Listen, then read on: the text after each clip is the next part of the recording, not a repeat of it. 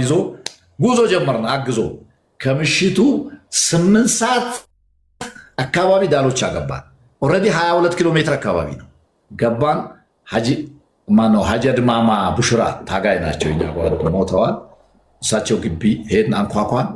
ማንከ ይባሉ ሀይረዲን አዝማ ሁሴን ኤለዋም ምልክት ይውጠኝ ባሉ። ያኔ እንግዲህ እያስራሉ በየጊዜው እነነገቢን ካሌ ተስበሰብናን እነነገቢን ካሌ ተስበሰብና ያዋለክ ትረሰው ወይ ባሉ ገግማሃ ወይ ባሉ። አዎ ወጡ። ያኔ ላንድሮቨር መኪናዎች አሉ፣ እነሱን ፍለጋ ሄድን። 2 ላንድሮቨሮች አሉ በከተማ ውስጥ። አንደኛው እምቢ አለን፣ አንደኛው እሺ አለን። ካቦ ይዘን እንደገና ጋዝበር ሀጂ ወዳሉበት ወደ መኪናዋ ልክ 10 ሰዓት አካባቢ እዛ ደረስን። መኪናዋን በካቦ ጥፍጥ አድርገን ካሰርን በኋላ ሀጂ እንቅልፍ ወስደዋቸዋል። አሁን መሪ መያዝ አለባቸው ሲጎተት። ሀጂ ንቁ መኪና መጣ ሆስ ባይ ጄጄ ተክነ መልካን ቦዝ ለቦዝም ነገ ያገለግላን አገለገልከኝ ያለው ይለግፈዋል። በቃ ቦዝ ለቦዝም ነገ ያገለግላን አገለገልከኝ ተገነሰብ ይውል አውጅ ለሉጣው ግንዴ ለቦዝ ለቦዝም ነገ ያገለግላን መሪ ይዙ ወይም በቃ መሪዋን ይዘው ስንሄድ ሊነጋጋ ሲል አንድ ከፍታ ቦታ አለች። እዛ ስንደርስ ሀይረዲ ነው ኤንዜ ተነጠልባት አለው ነው ይባሉ። መቼም ከሳቸው ከሄድክ መቼም የሚያስቅ ነገር አንድ ነገር ያመጡልህ። ንግግራቸው አስገራሚ ነው። በኋላ ልክ አልነጋም፣ ዳሎቻ ከተማ ገባ።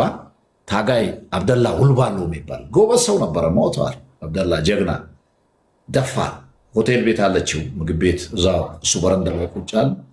ቤቶች አልተከፈቱም። ቤቶች ተከፍተው ሻይ ለመጠጣት ጊዜ ጠበቅን። መንደር ቤቶች ሲከፈቱ ሻይ ጠጥተን አክሽኔድ ኢትዮጵያ የሚባል የእርዳታ ድርጅት አለ፣ እዛ ሻፊ የሚባል መካኒክ አለ ተባለ። እሱን አስጠራን። ይሄ ሪዶታው ተደበላልቆ ነበር። ሪዶታውን ፈቶ አስተካክሎ አሻዋን አራገፈልን። ወደ ኩተሬ ሌላ ስብሰባ ስለነበረን ኩተሬ ይገሰገስን። ይሄ ጠመኝ ነው ይበዛል። ምሁርም ጭምር ናቸው፣ ሁላችንም ልናውቃቸው። እስካሁን ሚዲያ አለመምጣታቸው ብዙ አለማወቃችን ሀቂቃ ያሳዝናል። እና እንደዚህ አይነት ጀግኖች አሉ። በጣም ደስ ይላል። አሁን 3 ጥያቄ ልጨምርላችሁና ቀጣይ ደግሞ ለሌሎች ምድል ሰጣቸውና አንዳንድ ነገር እናደርጋለን። ሶሳንኛ ጥያቄ ምንድን ነው? ከትግሉ አንድ ነገር ላስቀምጥላችሁ ለመጪው ወጣቶቻችን። የኛ ወጣቶች አብዛኛዎቹ የጫት ሱሰኞች ሆነዋል። ወጣት በጫት ተመርዘዋል። ወጣቶቻችን ከዚህ ሱስ የሚላቀቁበትን መንገድ እኔ በየደረስኩበት እያስተማርኩ ነው፣ እየመከርኩ ነው። ስልጤ ወጣቶች ሞተዋል። ጉልበት የላቸውም፣ አእምሮም የላቸውም አብዛኛዎቹ። ይህን የመምከር መንግስትም ኃላፊነት የሰጠው አካል የመምከር ኃላፊነት አለብን። እኛም እናንተም በማስ ሚዲያ ወጣቱ ወደ ስራና ወደ ትምህርት ወደ ማንበብ እንዲሄድ ትልቅ አስተዋጽኦ አድርጉ። በየሶሻል ሚዲያው አንባቢ ትምህርት ከሌለ እኮ አእምሮ አይሰፋም። አእምሮ ካልሰፋ ምንም ለሀገርም ለራሱም አይጠቀምም። ገንዘብ ከአእምሮ ስፋት በኋላ ይመጣል። ከትምህርት ይልቅ ወደ ገንዘብ ያተኩራል። ትምህርት ይቀድማል ከገንዘብ።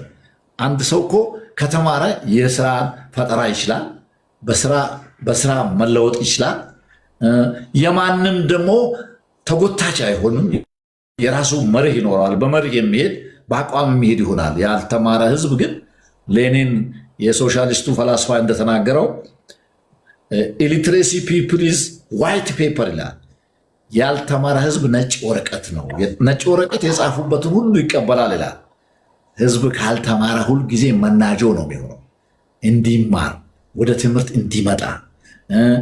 እናንተ አሁን ውጭ ነው ያላችሁት፣ ሁሉም ብር ለማግኘት ልሂድ ነው የሚለው፣ ትምህርቱን እያቋረጠ።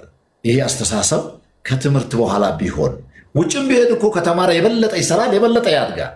ሳይማር እውቀቱ ሳይሰፋ ከሄደ እዛም ቢሄድ ውጤት አያመጣ። ወደ ትምህርት መንግስት ኃላፊነት የያዙ ኃይሎች እናንተ ሶሻል ሚዲያውም እንዲያስተምር ይሄ ነው። ማሻላ ውሃም ጠጡ እያሉ ነው በርካታ ሰዎች ከታች በጣም ደስ ብሏቸው እየሰሙ ነው። ውሃ አቅርቡላቸው እየተባለ ነው። ውሃ ካለ ምናልባት ሰው ካለ ኢንሻአላህ እኛ ልናቀርብ ርቀናል፣ አጠገብ የለንም እና ኢንሻአላህ ሁለት ጥያቄ ልጨምርላችሁና ለሌሎች እድል ሰጣለሁና ኢንሻአላህ ከታችም ያላችሁ ምናልባት ሰዓት ካለ አንዳንድ ደቂቃ ሰጣችኋለሁ። ቀጣይ ጥያቄ ምንድነው? ከትግሉ በኋላ ተገፍቶ እንደቀሩ እንደተገፉ ይሰሙታል? ከተሰሙትም ለምን? አንድ ሁለተኛ ደግሞ አሁን ያላችሁበት ምን ላይ ነው እያሉ ነው ብዙ ሰዎች ከታችም ሁሉም ኮሜንቱን ላይ በውስጥ ኢንቦክስም ጭምር ምን ላይ ናቸው ሀረዲን እያሉ ነው። ቀጣይ ደግሞ አሁን ይህንን ማራኪን ታሪክ ይሄ ትውልድ እንዴት ሊያውቀው ይገባል? በምን መልኩ ብናውቀው ይገባል? እኛ አሁን ከእናንተ እየሰማነው ነውና ይሄ ትውልድ እስቲ በዚህ ቢያውቀው የምትሉትን እነዚህን ሶስቱን ጥያቄዎች መልሱልኝና ቀጣይ ለሌሎች ተራ እሰጣለሁ ማለት ነው። እንዳረሳው እያስታወስከኝ ትሄዳለህ። ሶስቱ በአንዱ